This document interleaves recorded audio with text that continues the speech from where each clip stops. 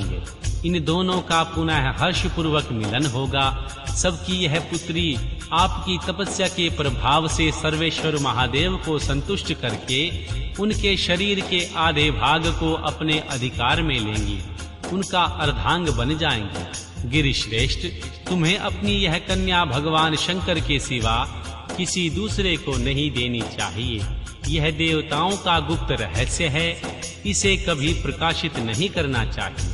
हिमालय ने कहा, ज्ञानी मुने नारद, मैं आपको एक बात बता रहा हूँ, उसे प्रेम पूर्वक सुनिए और आनंद का अनुभव कीजिए। सुना जाता है महादेव जी सब प्रकार की आसक्तियों का त्याग करके अपने मन को संयम में रखते हुए नित्य तपस्या करते हैं। देवताओं की भी दृष्टि में नहीं आते।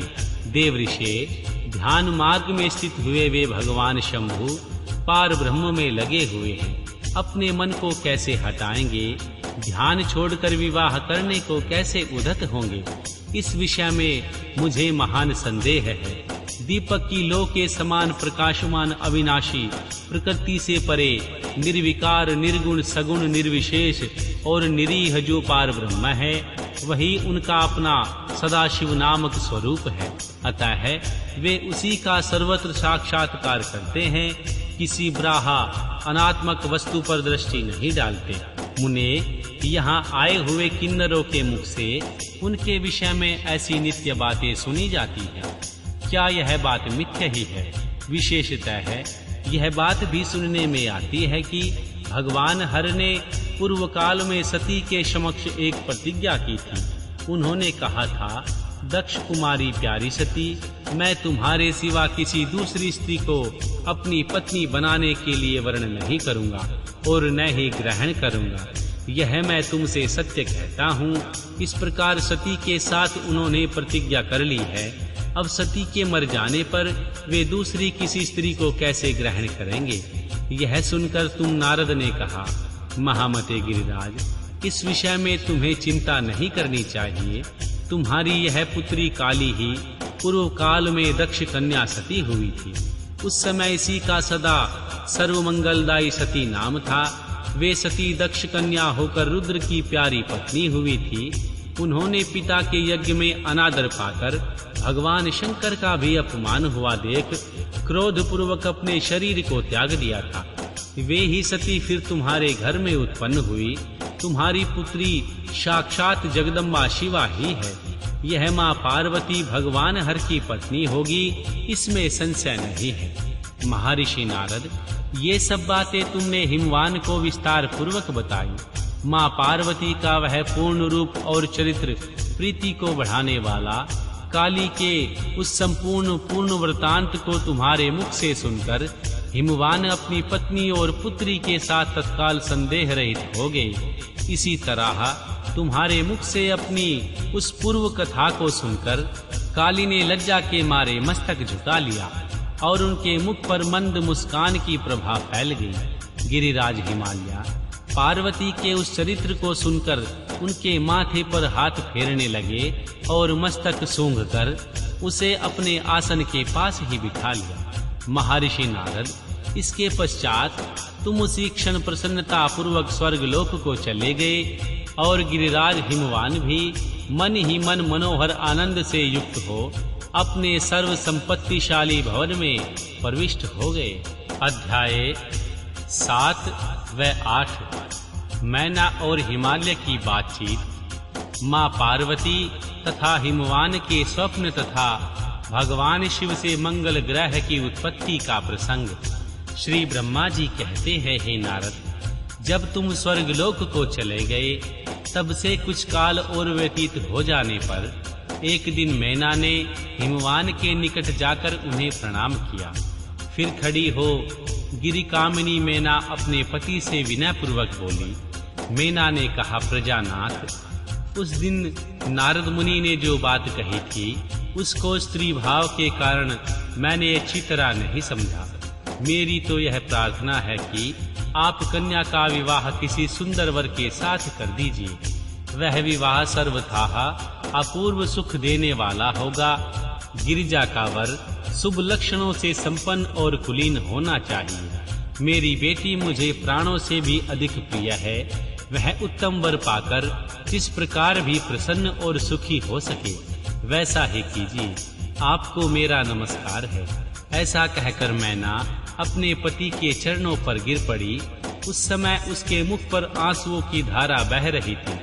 प्राज्ञ शिरोमणि हिमवान ने उन्हें उठाया और यथावत समझाना आरंभ किया।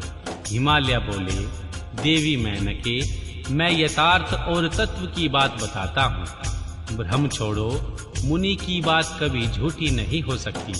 यदि बेटी पर तुम्हें स्नेह है तो फिर उसे सदा शिक्षा दो कि वह भक्ति पूर्वक सुस्थिर हो भगवान शंकर के लिए तप करे।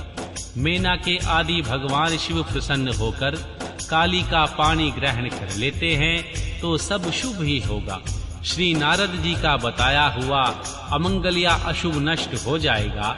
शिव के समीप सारे अमंगल सदा मंगल रूप हो जाते हैं।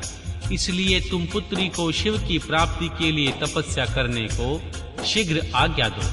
श्री ब्रह्मा जी कहते हैं, हे नारद, हिमवान की यह बात सुनकर मेना को बड़ी प्रसन्नता हुई। वे तपस्या में रुचि उत्पन्न करने के लिए पुत्री को उपदेश देने के निमित्त उनके पास गई, परंतु बेटी के सुकुमार अंग पर दृष्टिपात करके मेना के मन में बड़ी व्यथा हुई।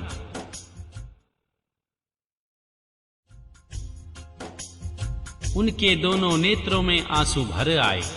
फिर तो गिरजा प्रिया मेना ने अपनी पुत्री को उपदेश देने की शक्ति रह ही नहीं गई। अपनी माता की उस चेष्टा को पार्वती जी शीघ्र ही ताड़ गई। तब वे सर्वज्ञ परमेश्वरी कालिका देवी माता को बारंबार आश्वासन दे तुरंत बोली।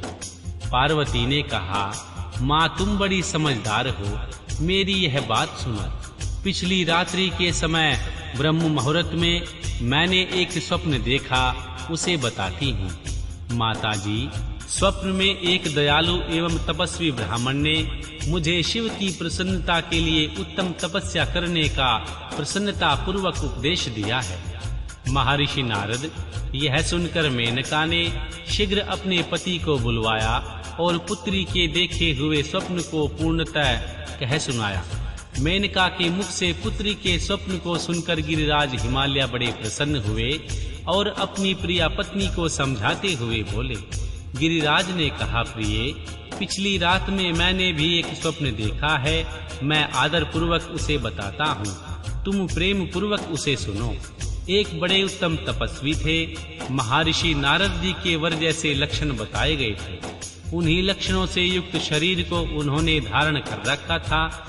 वे बड़ी प्रसन्नता के साथ मेरे नगर के निकट तपस्या करने के लिए आए। उन्हें देखकर मुझे बड़ा हर्ष हुआ और मैं अपनी पुत्री को साथ लेकर उनके पास गया। उस समय मुझे ज्ञात हुआ नारद जी के बताए हुए वर भगवान शंभु ये ही हैं। तब मैंने उन तपस्वी की सेवा के लिए अपनी पुत्री को उपदेश देकर उनसे प्रार्थना भी की कि वे इसकी सेवा स्वीकार करें, परंतु उस समय उन्होंने मेरी बात नहीं मानी। इतने ही में वहां संख्या और वेदांत के अनुसार बहुत बड़ा विवाद छिड़ गया। तदनंतर उनकी आज्ञा से मेरी बेटी वहीं रह गई और अपने हृदय में उन्हीं की कामना रखकर भक्ति पूर्वक उनकी स्तुति सेवा करने लगी। सुमुखी, यही मेरा देखा हुआ स्वप्न है जिसे मैंने तुम्हें बताया है। प्रिया, मैंने कुछ काल तक इस स्वप्न के फल की परीक्षा या प्रतीक्षा करनी चाहिए। समय यही उचित जान पड़ता है। तुम निश्चित समझो, यही मेरा विचार है। श्री ब्रह्मा जी कहते हैं, मुनीश्वर नारद, ऐसा कहकर गिरिराज हिमवान और मेनका का शुद्ध हृदय से उस स्वप्न के फल की परीक्षा एवं प्रतीक्षा करने लगे। देव ऋषि, शिव भक्त शिरोमणि भगवान शंकर का यश परम पावन मंगलकारी, भक्ति वर्धक और उत्तम है। तुम इसे आदर पूर्वक सुनो। दक्ष यज्ञ से अपने निवास स्थान कैलाश पर्वत पर आकर भगवान शंभु प्रिय विरह से कातर हो गए और प्राणों से भी अधिक प्यारी सती देवी का हृदय से चिंतन करने लगे। अपने पार्षदों को बुलाकर सती के लिए शोक करते हुए उनके प्रेम वर्धक गुणों का अत्यंत प्रीति पूर्वक वर्णन करने लगे। यह सब उन्होंने सांसारिक गति को दिखाने के लिए किया। फिर गृहस्थ आश्रम की